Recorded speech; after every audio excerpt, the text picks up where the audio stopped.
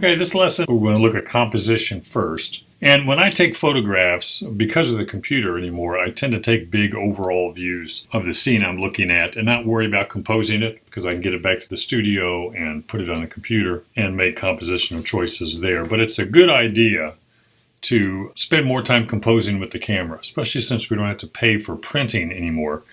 Go ahead and spend more time at one image and take quite a few different compositional shots.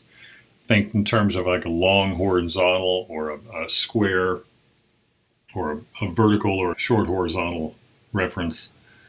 Think of different sizes and really, get more foreground, less sky, more sky, less foreground, because it really sharpens your eye for composition.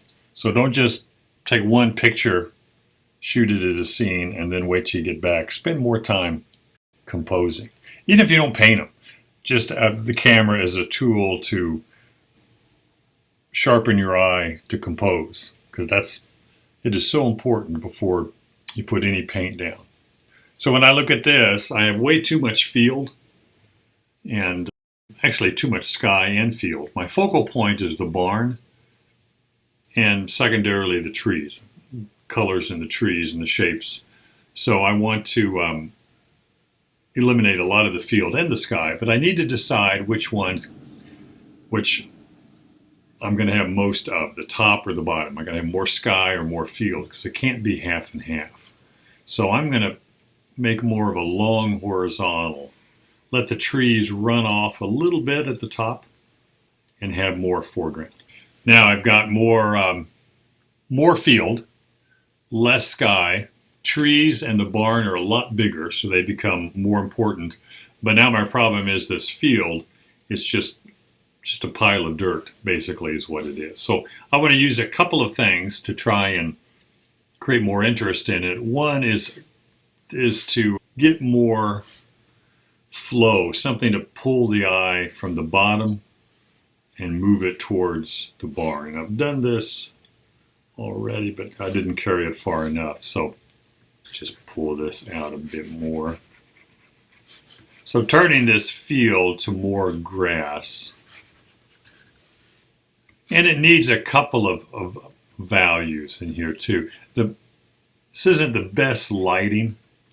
When I took this photograph, I was traveling. It was midday, so it had the light was a little flat, too much overhead. An hour or two later would have been a lot better. And that way the sun would have been lower and I'd have more value contrast, more shadows, longer shadows.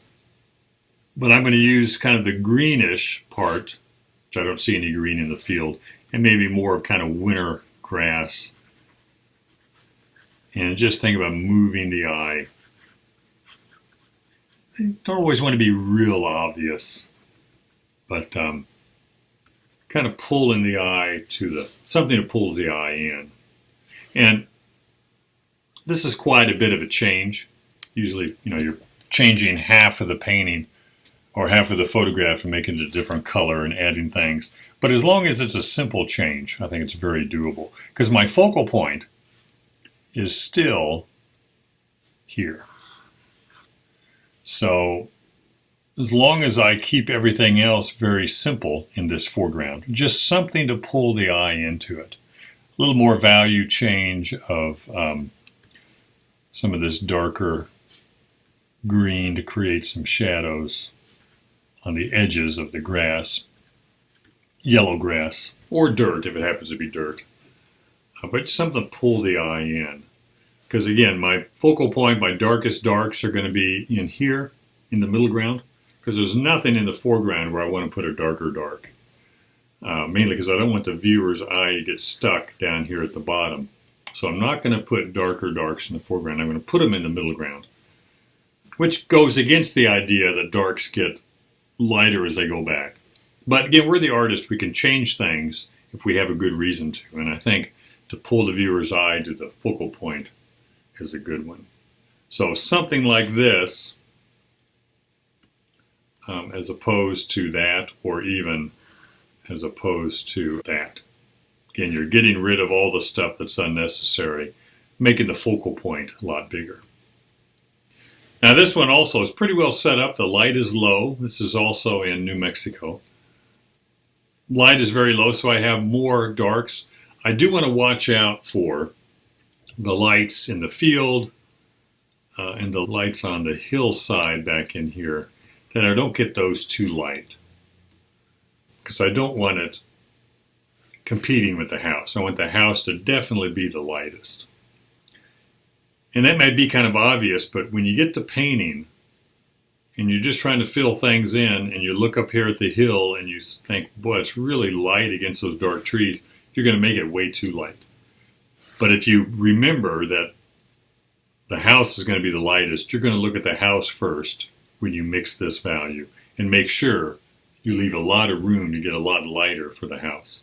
Same thing with the yellow. It's so easy to get this yellow grass the same value as the house or too close. I want to get that dark enough compared to the house to make it work. So it's always, everything is always in comparisons. Nothing's going to work outside of comparing. And that's real important there. And I want to zoom in here also. The horizon line is right in here, which is about half and half. So I want to cut off some of the sky and have all the foreground in. But I'm also going to cut off a little bit of the bottom I'm going to cut off, but not much. But also cut off some of the right side, because it's just too much away from the focal point. I also don't mind this kind of reddish orange barn over here kind of poking its head in. It overlaps the white house a little bit and gives a bit more depth. So I'll cut off some of that, but not much. But getting rid of some of the stuff on the right so it's not quite as long. Getting rid of a lot of the sky makes the focal point a lot bigger. Then I might change the shape of the shadow here in front. It's a bit too squared off. It's a house over there that just casts that shadow. Probably have some of that shadow run up the fence just a little bit.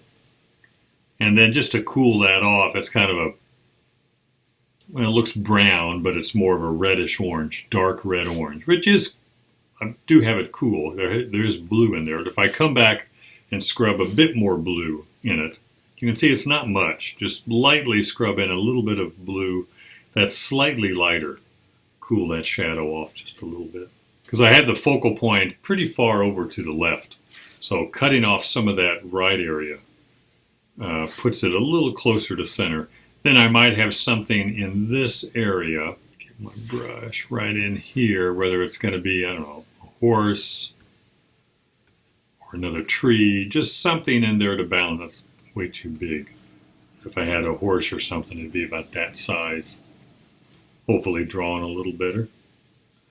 But that gives it a little bit of balance. I don't want to get the object on the right side as big as the house, because we think that's balance. It's something smaller than the focal point will balance. It doesn't have to be, because we don't want equal size. We just want something over there to balance it a little bit. Now this one also, again in New Mexico, my focal point is here. I would probably take that color of the trailer and just make a rooftop. Maybe some sunlight, some dappled shadow on it instead of a trailer. You could paint the trailer. Nothing wrong with that either. I wanted to make it more of a tin roof barn. But this one also, I need to crop. And it is kind of half and half. The horizon line's right down the middle. So I want more room on top for the mountain and the trees, and less room on the bottom. So I'm still going to cut off a lot of sky, cut off a lot of the left side and some of the right side, because you can't paint everything in here. So I'm going to have a lot less foreground. And you can't fall in love with everything. There's an orange tree over here, and you make it longer just to fit that orange tree in there. It's not going to work as well. I think this works better, getting rid of a lot of the stuff that kind of takes away from the focal point. The mountain is very important, and then these trees, and everything else is just kind of secondary to it. I would probably get rid of these bushes and the trees that kind of line up all in a row. So I'd probably get rid of these trees.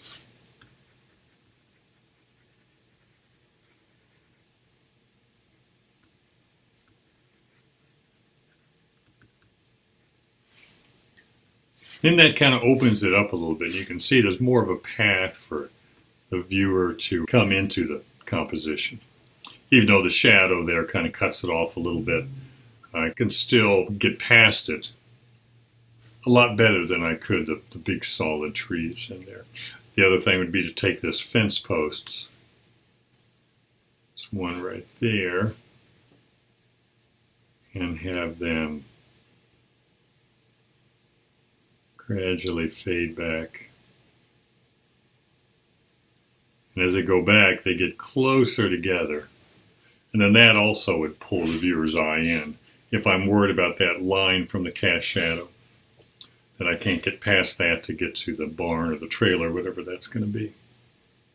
But again, this is early in the morning. Light's real strong, real low, so I have good dark and light areas to work with. Then lastly here, this is another, again, pulled back, really interesting areas of the barns in here, the trees. Again, New Mexico. Nope, this is Arizona. Take that back. Near Pine Top, Arizona. But again, I need to decide more foreground here or more sky. And I want more foreground. I'm going to zoom in, cut off a lot of the left area, maybe cut off some of the hill up there. And that's still a bit half. The horizon line would be about in there, so that's still half. And I don't like that, the top of the mountain just touching the top up there. So I need to come back and redo that one. So I'm going to lift it up just a bit and bring it down a lot farther. Still going to cut off some on both sides, but a lot on the left side. And that works a little better. The horizon line's back in here behind the mountain. So that works a little bit better. But this one you can do a lot with. Even a square composition would work good if I zoom in a bit more and just square things off. And that works pretty good too. Again, a little bit too much down the middle. I'd probably still have a bit more foreground in there just to keep that horizon line from being too close to the middle. And the horizon line here is not where the barn and the ground meet. It's where the sky would meet the ground if we scraped everything off, hills, trees, barns. And it would be behind the hill, roughly back in here. So I do have the horizon line more on the top than the bottom. But I don't want that visual image of half grass and then half everything vertical. And I have a bit more of everything vertical space-wise than the grass. I could probably cut down more of the grass and get more of the stuff on top just to keep things out of the middle. And again, anything to pull the eye into the focal point here, I can take this dirt of this thing going across here and just have it, again, I don't want to get too obvious, and this might be pretty obvious. I don't want to get too obvious all the time. And have that kind of lead the eye into the focal point a little bit more. So spend more time with camera outside and just practice seeing better compositions. Thinking about that middle part. You don't want things dead center, and you don't want the horizontal line to be in the middle either, or you don't want it to be in the middle horizontally. So horizon line is going to be either lower or higher in the middle of the canvas.